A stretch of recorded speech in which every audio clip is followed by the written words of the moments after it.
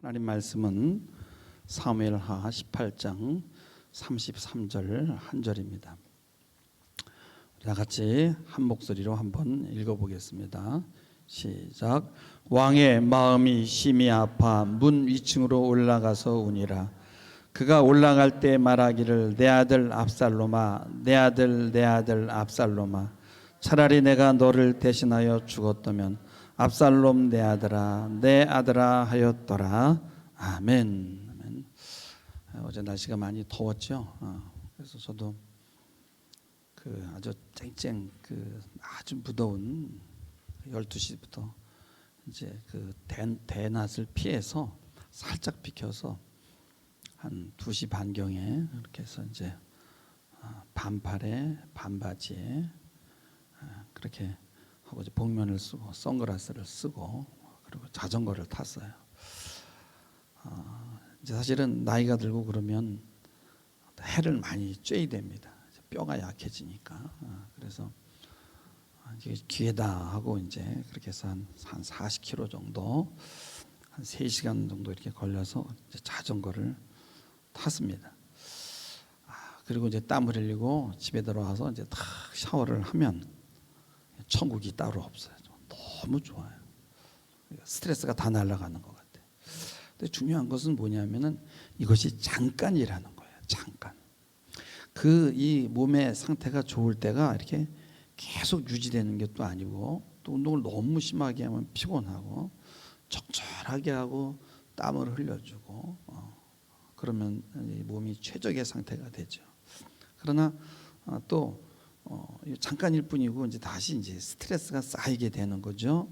우리가 맛있는 음식을 먹을 때는 참 먹을 때 좋아요. 그러나 먹고 난 다음에는 대가를 지불해야 됩니다. 왜냐하면은 그 먹은 음식이 이제 내 속에서 이제 신진대사를 해야 돼요. 그래서 영양분은 이렇게 또 골라내고 노폐물을 또 따로 분리해서 배출해야 되고, 이런 과정들에서 또 다시 이렇게 스트레스 이런 물질들이 또 올라오게 되는 거죠. 그렇다고 안 먹을 수도 없잖아요. 살기 위해서는 먹어야 되고, 노폐물은 또 쌓이게 되고, 스트레스는 또 올라오고. 그래서 우리 몸을 최적의 상태로 유지한다는 것이 그렇게 쉬운 일은 아니에요.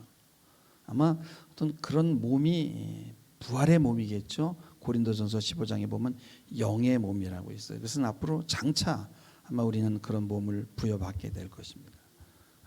그러나 우리는 이 땅에서 그나마 최적의 상태를 유지하려고 노력해야 되거든요. 그러기 위해서는 우리는 조절해야 되고 타협해야 되고, 그다음에 어느 정도의 그 불완전함이라는 것을 가지고 살아가는 방법을 배워야 돼요. 그러려고 그러면은 이 불완전한 것들, 내가 받아들이기 싫은 것들이 같이 좋은 것과 같이 섞여서 들어옵니다.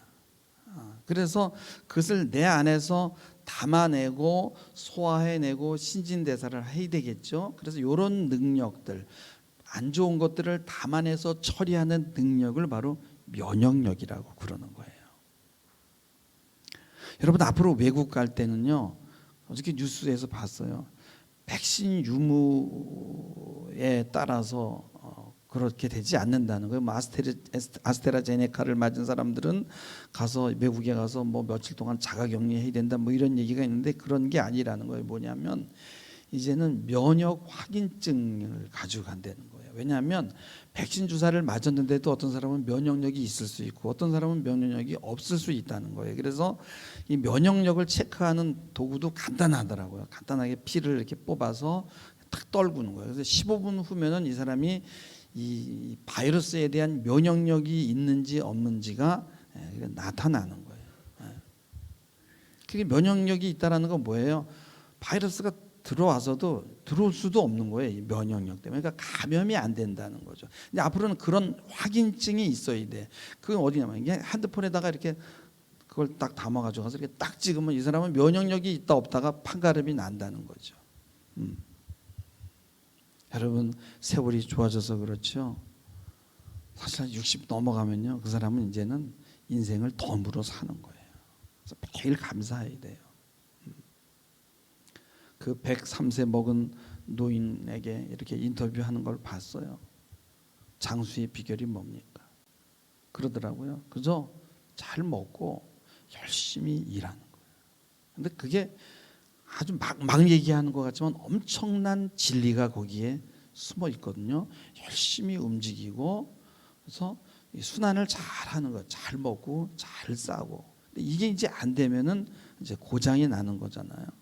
근데 우리는 그런 순환을 잘 하기 위해서는 적당히 움직이고 근력 운동을 해야 되고 무엇보다도 스트레스를 받지 말아야 되거든요. 근데 농촌에서 일하는 사람이 무슨 그냥 오락 풀어나 보고 그렇지 스트레스 받는 무슨 정치 이런 거 보나요? 그냥 관심도 없어요. 일하고 피곤하면 자고 해 뜨면 일어나고 해 지면 일찍 자고 그래서 스트레스가 별로 없는 거죠. 그리고 몸은 매일 움직이고. 근데 여러분 중요한 것은 뭐냐면 이 현대인들은 주식도 해이죠. 가상화폐도 해이지. 또 TV 보면서 막 씩씩거리죠. 근데 우리의 정신과 이 영혼도 매일 운동을 해야 되거든요. 책도 읽어야 되고 영혼을 위해서 기도해야 되고 찬송해야 되고 말씀을 읽어야 되거든요. 이런 것들이 면역력인데 결국 이런 것들이 안 되는 사람들은 결국 위험에 빠지게 되는 거예요.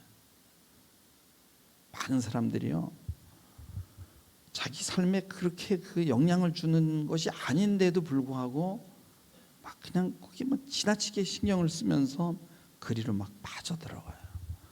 그래서 우리가 어떻게 한다고 해서 물론 한 표가 모여서 큰 표를 만들지만 무슨 큰 영향력을 그렇게 주는 건 아니거든요. 그것도 관심을 가지려면 적극적으로 관심을 가져야 되는 거예요. 여러분 옛날에요 6.25 동란 때 저 남쪽에 그 섬에 사는 사람들은 전쟁이 다 끝나고 난 다음에 3년 동안 동란이 있었어, 전쟁이 있었다라고 얘기했더니 그런 일이 있었어? 6.25 전쟁이라는 게 있었어? 그래? 나 몰랐네. 그리고 사는 사람들이 그냥 열심히 그냥 고기 잡고 농사 짓고 그냥 사는데 바빠가지고 그냥 사람이 태어나서 그냥 먹고 자고 이게 순환하는 것만 해도 거기에도 스트레스가 있어요. 그런데 사랑하고 배신당하고 사기치고 욕망하고 경쟁하고 자기하고 관계없는 일에 힘쓰고 막 또 텔레비 보면서 뉴스 보면서 스트레스 받고 화내고 그러니까 전부 수명이 단축되는 거예요. 그래서 면역력이라는 것은 영과 육과 혼이 유기적으로 잘 조화를 이뤄야 되거든요. 그래서 우리에게 면역력이 있을 때는 바이러스가 들어오거나 다른 의견이나 다른 생각, 고난이나 어려움 이런 것들이 나에게 이렇게 들어올 때 그것을 도망가는 게 아니라 그것을 받아서 담아내서 소화해내고 그러면서 여기서 성장을 하는 거예요. 근데 어떤 사람들은 그걸 다 거부하는 거예요. 그리고 다 설사로 빼버리는 거예요. 그러면 설사할 때 영양분도 같이 빠져나가니까 자라질 않는 거예요. 몸이 삐쩍 말라가지고 키도 안 크고. 그래서 면역력이 없는 사람은 쉽게 짜증내고 그리고 그냥 금방 들어 누워요. 그래서 영적 면역력이 없는 사람들은 또 금방 신앙을 포기합니다. 그리고 자그만 그런 어떤 하등 종교 같은 데로 이동을 하는 거. 뭐냐면 시원하게 해주는 것, 그럴듯한 것, 또 예언해주고 또 이렇게 안수해줘서 뭔가가 좀 이렇게 해결해주는 것 같고, 그래서 조금 힘들면 교회 탓 돌리고 이러는 거예요. 그래서 말씀을 통해서 자기 스스로 이 생명을 경험하지 못하면 그렇게 되는 거예요. 그래서 고등 종교라는 건 뭐예요? 영적인 것과 정신적인 것과 육체적인 이런 우리의 내면이 동시에 성숙하는 거예요. 여러분 세상 사람들이 왜 힘들어합니까? 면역력이 없어서 그런 거예요. 맨날 아픈 거예요. 마음이 아프고요, 영혼이 아픈 거예요. 그리고 그들은 뭐냐, 날마다 번성하고 번영하고 그렇게 해야 돼. 근데 이게 안 되면 견딜 수가 없는 거예요. 불안을 견뎌내고 좌절을 견뎌내는 능력이 있는 사람은 면역력이 높은 사람이에요. 근데 오늘날 면역력이 없으니까 모두가 마술을 원하기 때문에 다 이 손가락 하나로 뭘 하려고 그래요. 그래서 이걸 한번 누르면 대박이 터지는 거예요. 잘만 누르면. 그래서 돈을 다 잊어버리는 거예요.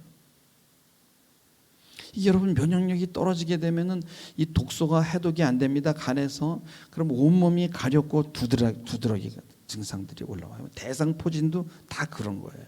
그러니까 불안이나 좌절이 왔을 때 견디지 못하고 그 증상을 소화해내지 못하면 밖으로 드러나는 거죠. 왜 그래요?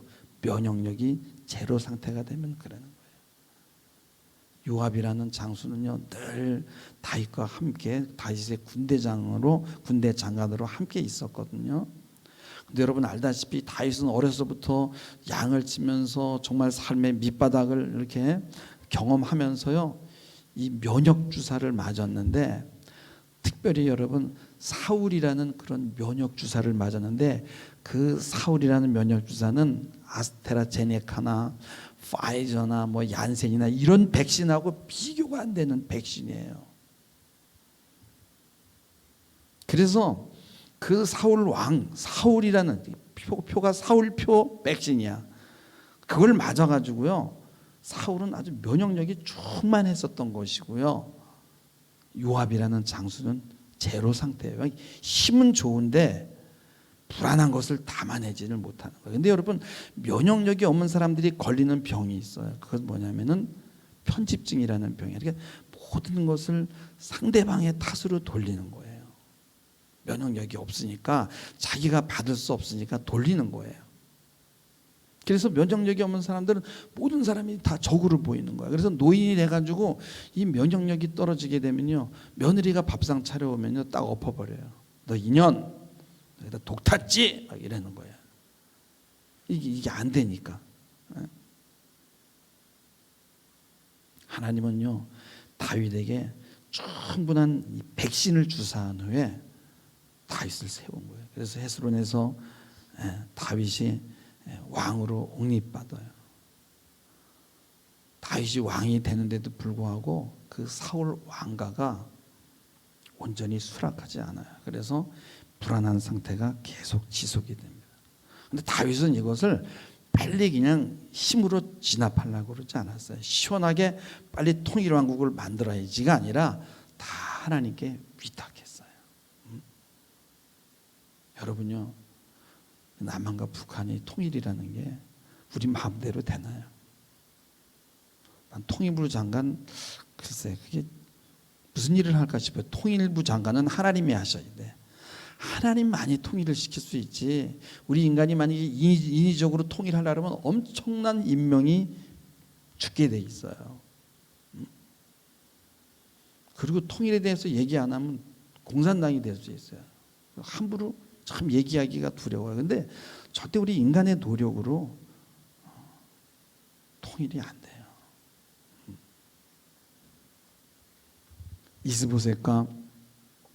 이스보셋은 사울의 아들이에요. 그 아브넬 장군이 마하나임에서 이스라엘의 여러 지파들을 모아서 또 하나의 나라를 또 세웠어요. 근데 문제는 이 나라에는 그 이스보셋도 그렇고 이 아브넬도 그렇고 면역력이 없어요. 그러니까 내부에 갈등이 일어났거든요.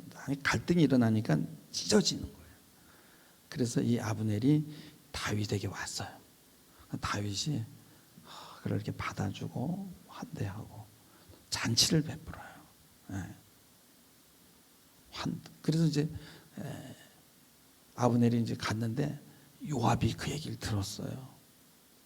아니, 다윗이 아브넬을 불러서 환대하고 잔치를 베풀어서 급히 쫓아가서 잠깐 보자고 왕이 부른다 그러고 와서 비열하게 무방비 상태에 있는 사람을 그냥 갑자기 칼로 찔러 죽이는 거예요. 요압은요, 라이벌은 무조건 다 죽입니다. 그리고 자기 동생 아사헬이요. 여러분 다윗 왕국과 그 이스보셋 왕국이 전쟁이 있었거든요. 전쟁 중에 자기 동생 아사헬이 죽거든요. 그래서 그 복수를 하는 거예요. 이후에 다윗이 밧세바를 얻는 과정에서 받은 문제가 있었어요. 그래서 밧세바를 데려다가 간음을 하게 되고 임신을 하게 되니까 그걸 없애기 위해서 그걸 감추려고 밧세바의 남편이 우리아를 전쟁터에 보내서 죽게 하잖아요. 그것 때문에 다윗의 집안에 저주가 들어오기 시작해. 그 죄 때문에. 그래서 장남 암논이 자기 이복 여동생을 간음하고, 그래서 그 오빠 압살롬이 암논을 또 살해해요. 그리고 나중에는요, 압살롬이 반란을 일으켜요. 그래서 다윗이 잠시 왕권을 내려놓고 피신합니다. 그래서 두 진영의 전쟁이 일어나는 거예요. 근데 이 과정에 다윗이 자기 장수들에게 부탁을 하는 거예요. 야, 내 아들 압살롬에게 좀 선처를 베풀어 달라. 무슨 얘기예요? 이 말은 죽이지만은 말아달라라는 부탁이에요. 여러분, 압살롬은 잘생겼어요. 미남이에요. 그리고 이 머리가요, 기름이 잘잘잘잘잘 흐르는 거야. 그냥 젊고 잘생겼지. 그러니까 자랑이 이 머리야. 머리가 치렁치렁해가지고 여기 이쁘까지 막 내려오는데, 그 전쟁을 하다 말 타고 가다가요, 그 머리가 상수리 나무에 걸린 거야. 근데 그 상수리 나무는 도토리 나무인데요, 이스라엘은 땅이 척박하기 때문에 분재처럼 나무들이 막 이렇게 막 꼬불꼬불해요. 거기 머리가 딱 걸리면요, 그 머리를 잘라내기 전에는 빠져나오지를 못하는, 그러니까 거기 매달린 거예요. 그러면은 여러분, 그거는 완전히 포로로 사로잡을 수 있는 거예요. 근데 요압이 생각할 때는요, 불안하고 위험한 거예요. 저놈 빨리 죽여야 돼. 요압은 아주 차갑고 이성적인 것 같지만은 복잡한 것을 받아들이지 못하는 거예요. 그 죽이는 거예요. 그걸 그대로 찔러서. 다윗이 아들의 죽음을 알고 막 울부짖는 거예요. 그게 오늘 말씀입니다. 심히 마음이 아파 문지층으로 올라가서 우는 거예요. 올라갈 때 뭐라 그래요? 내 아들 압살롬아, 내 아들아, 내 아들아, 압살롬아, 차라리 내가 너를 대신하여 죽었다면, 압살롬, 내 아들아, 내 아들아. 그러니까 백성들도 그냥 눈치를 보면서 그냥 마냥 기뻐할 수 없어가지고 막 자기 집으로 다 기어 들어가는 거예요. 이게 사실 요압이 저지른 거거든요.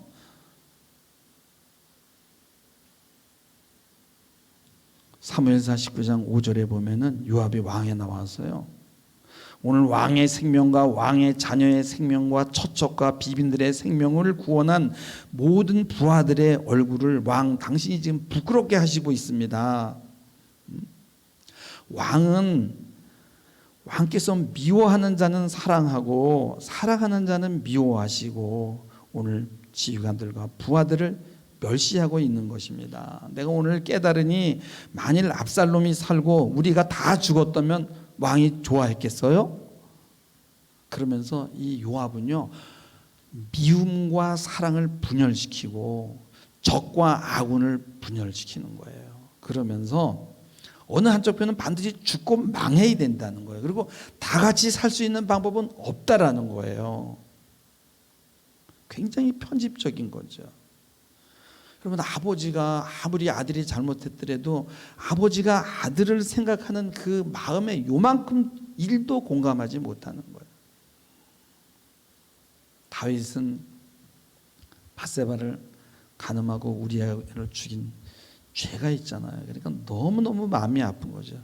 내가 그 죄의 대가를 받기 위해서, 그래서 내 아들과 맡은 장수들이 그거에 도구로 사용되는구나. 저들이 무슨 죄가 있냐? 다 내 죄지.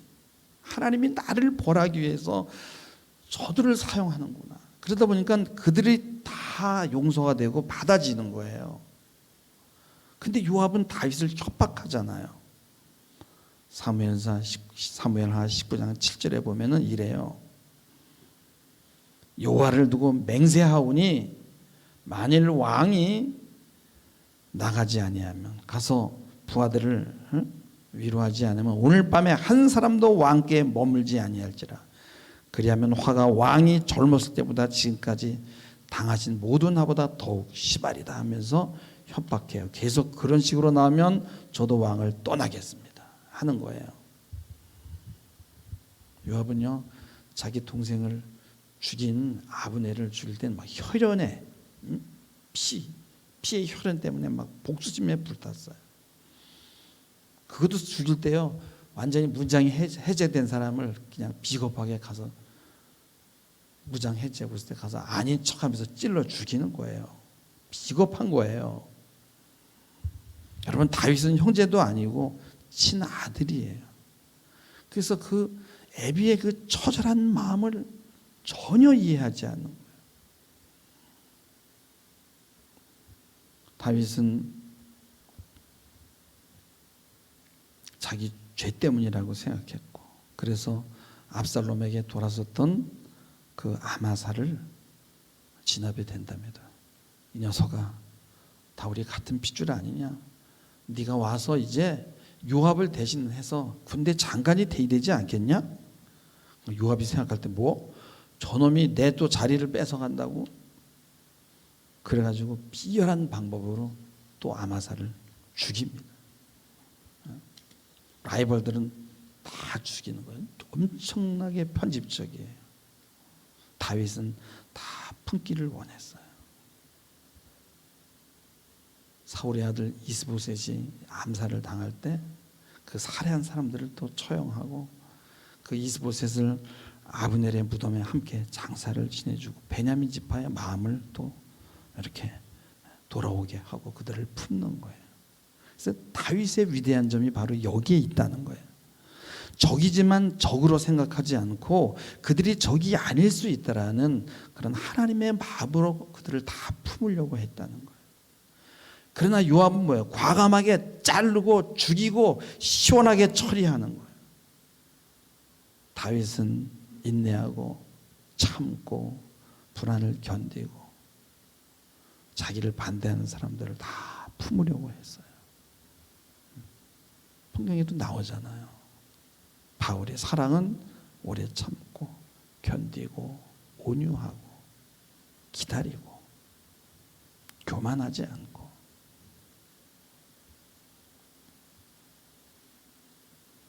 다윗은 사무엘사 19장 13절에 이렇게 말합니다. 너는 내 고륙이 아니냐? 내가 요압을 이어서 항상 내 앞에 지휘관이 되지 않으면 하나님이 내게 벌 위에 벌을 내리시기를 원하노라. 그래서 이스라엘 백성들을 다 그 마음을 하나같이 돌아오게 이렇게 만드는 거예요. 요압은 간단하게 정리하고 복잡한 것을 생각하기 싫어합니다. 자기가 좋아하는 쪽으로 도망을 가요. 면역력이 제로예요. 그리고 간단하게 정리만 한 게 아니라 빨리 행동해 버립니다. 불안을 견디지 못하고요, 무조건 아닌 것은 제거하는 거예요. 적이지만 적이 아닐 수 있다는 생각을 못하는 거예요.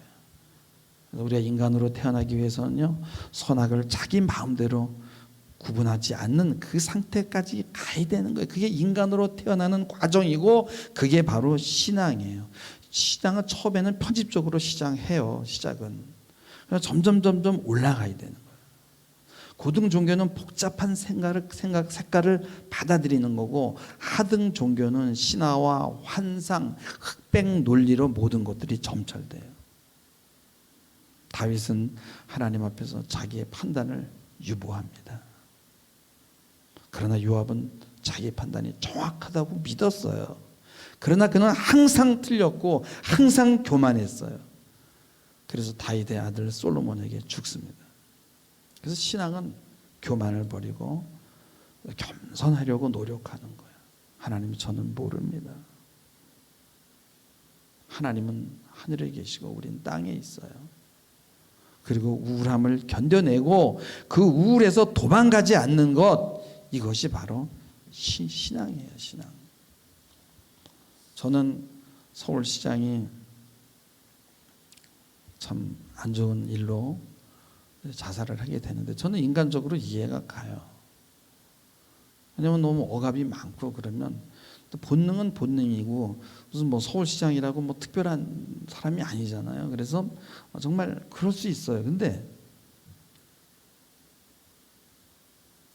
도망을 간 거예요.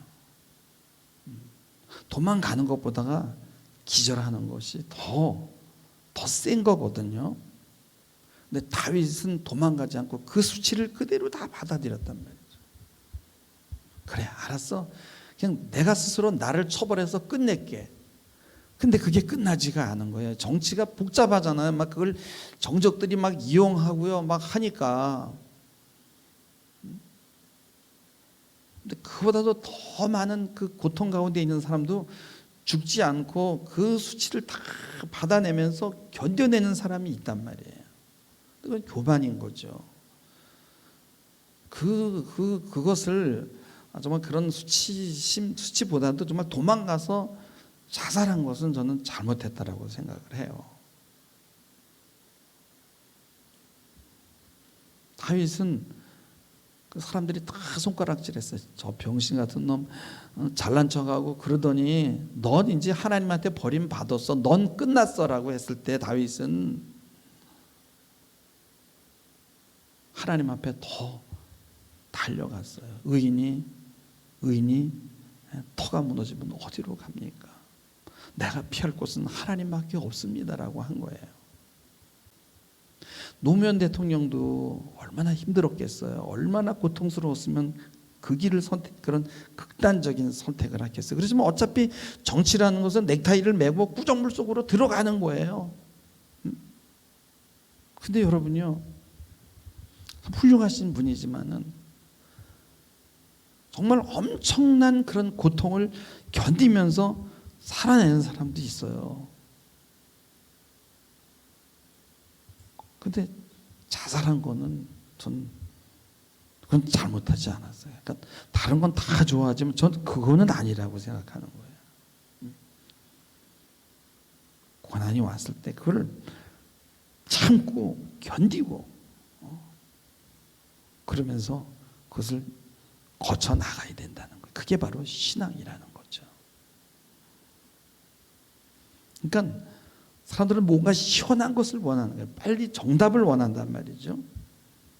여러분, 그 예술 영화들은요, 보면 항상 답이 없어요. 복잡하고. 근데 시원한 영화들이 있잖아요. 허리우드 영화, 액션 영화. 킬링 타임 하기 좋고요. 스트레스가 날아가는 것 같고요. 근데 돈은 엄청나게 들이는 거예요. 그런데요, 예술 영화들은 찝찝해요.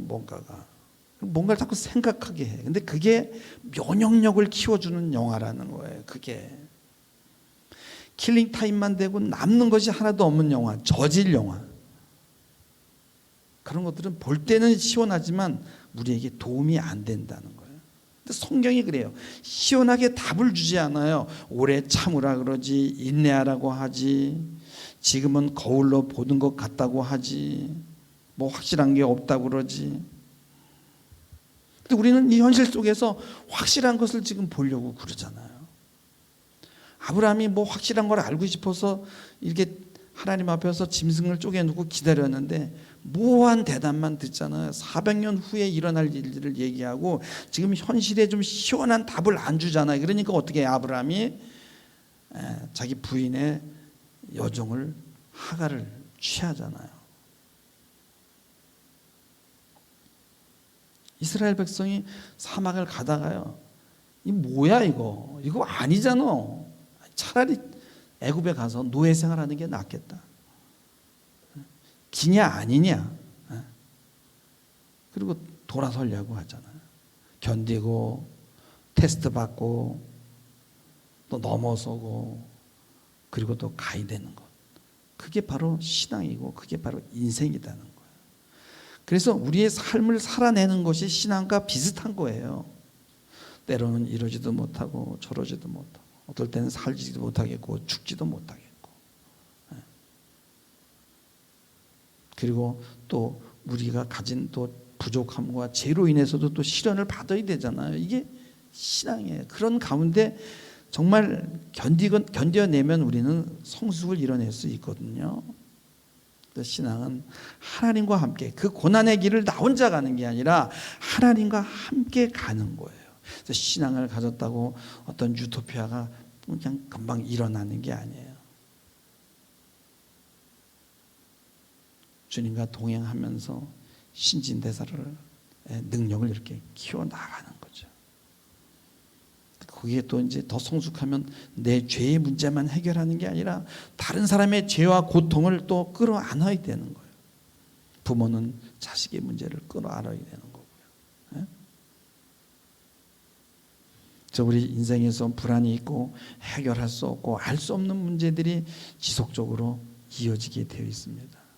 그래서 우리는 신앙이 필요한 거예요. 거기에서 하나님의 도우심과 은혜가 있는 것입니다.